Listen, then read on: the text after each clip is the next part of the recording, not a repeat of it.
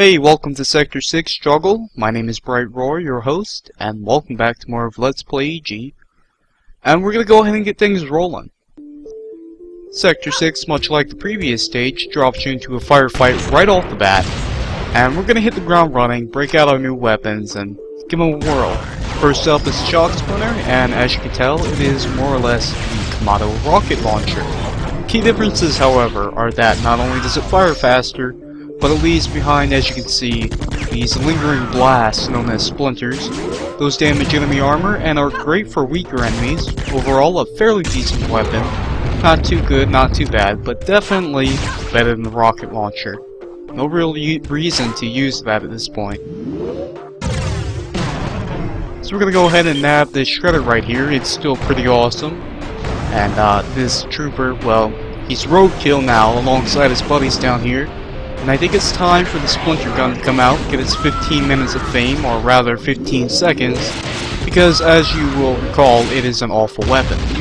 It's got a lot of destructive power behind it, but it's just not a good weapon. It obscures your vision, limited range, hard to focus your fire, and it is very, very possible to hurt yourself with it.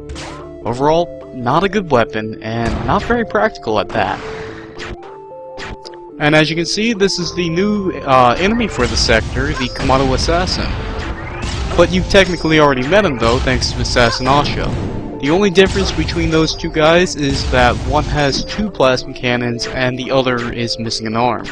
Other than that, the same rules apply. You can't hit him with your explosives. Only your weaker weapons will do. The pulse cannon works very nicely, as you can see here. And just don't move around a lot and you won't be too tough. So with that taken care of, let's go ahead and activate this terminal to open a security door. And speaking of assassins, let's go ahead and read a logbook about Asha.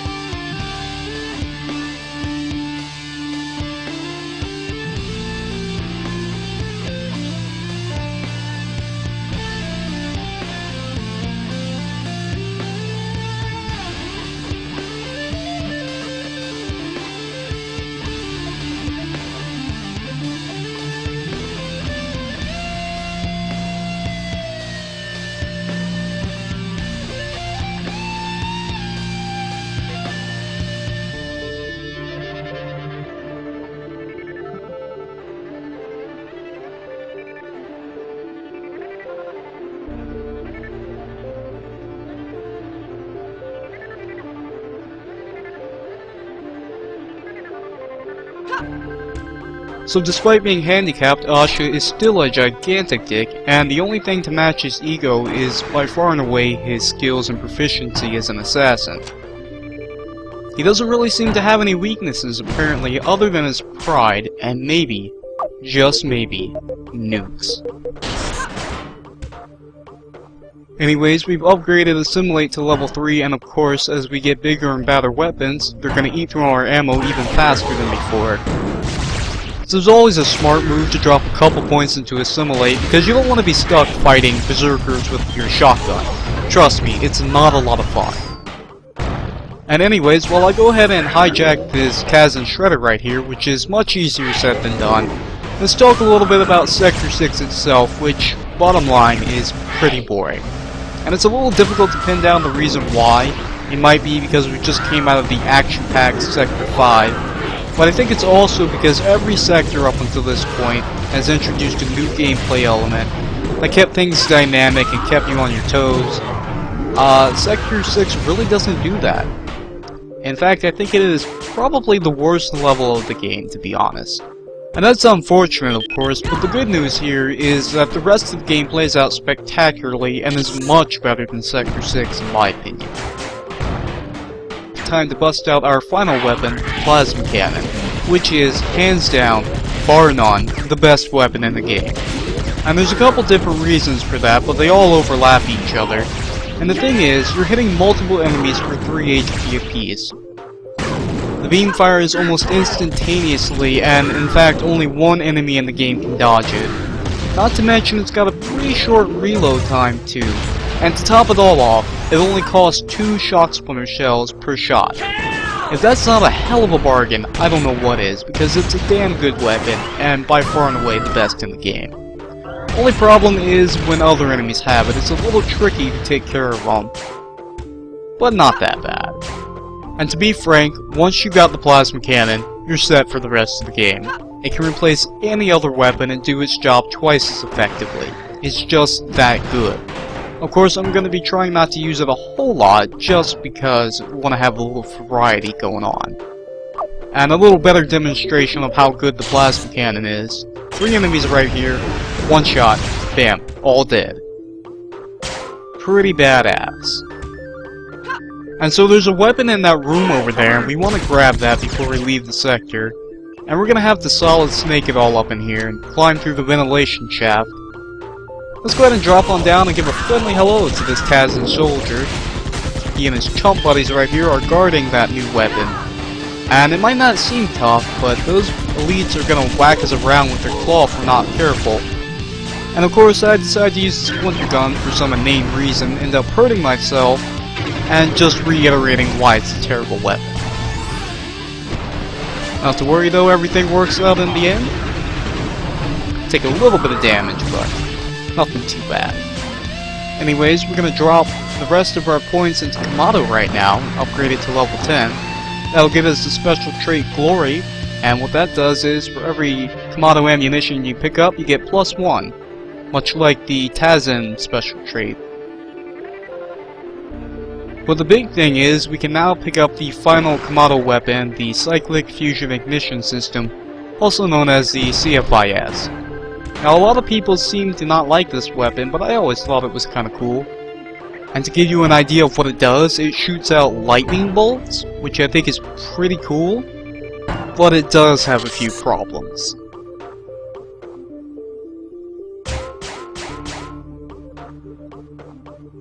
Crack this right here, not too tough.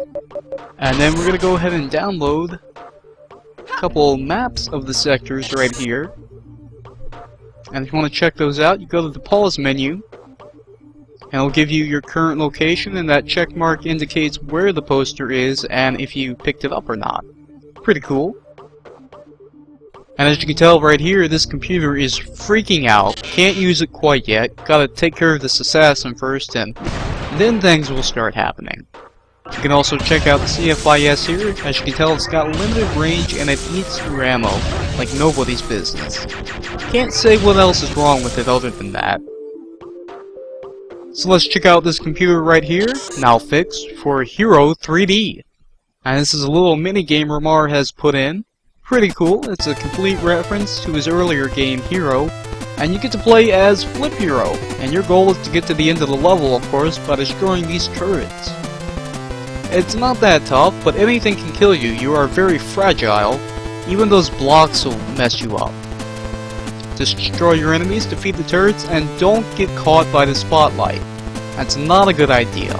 You want to hide behind these blocks when it sweeps on by, and you just do not want to get caught by it. The consequences are devastating. You can check what level you are in the bottom, and those flags up top are your lives. And what happens when you get caught by the spotlight? Well, a giant missile comes racing towards you. Although the explosion is a little lackluster, if you want to avoid death, you gotta hide behind one of your blocks and they're destroyed permanently. Overall, a pretty fun game, and once you play it in-game, in Sector 6, it's unlocked from the main menu forever.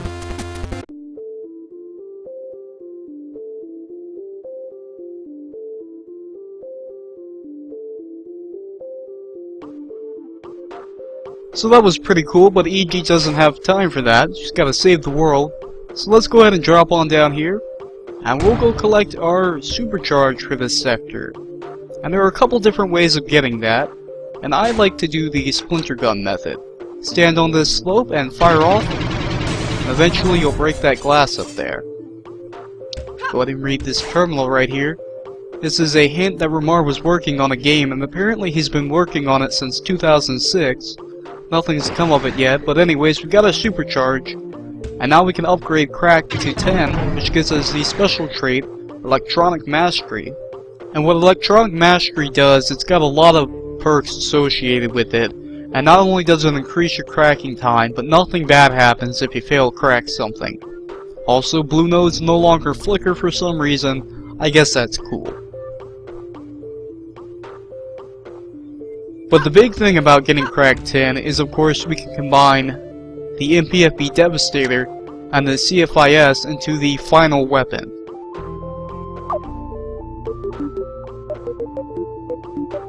So by combining the Kamado's most powerful weapon with the Tazen's, we can create the Velocithor V2-10, which is the most powerful weapon in the game.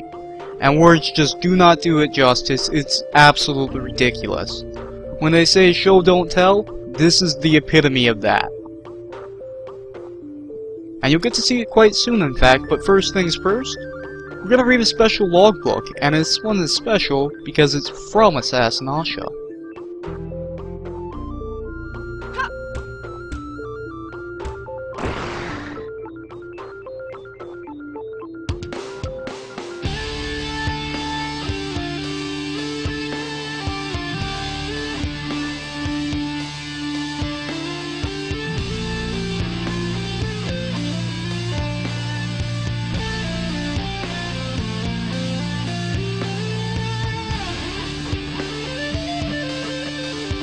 So that's a little concerning right there, but it's time to show out the Velocithor, and I'll just let it do the talking.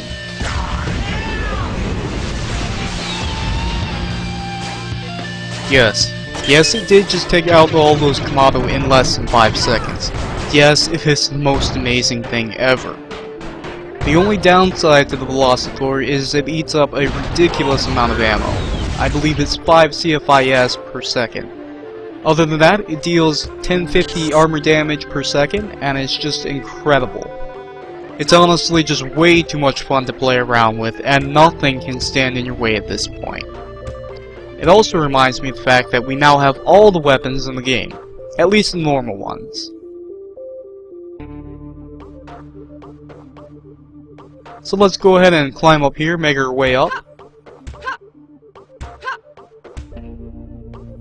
Use the Velocithor a little bit more. We don't actually want to go in that teleporter yet. We need to activate that terminal down there. And of course that's not too tough getting to now. And doing that will open a weapons storage area, where we will in fact find another one of Maya's ribbons.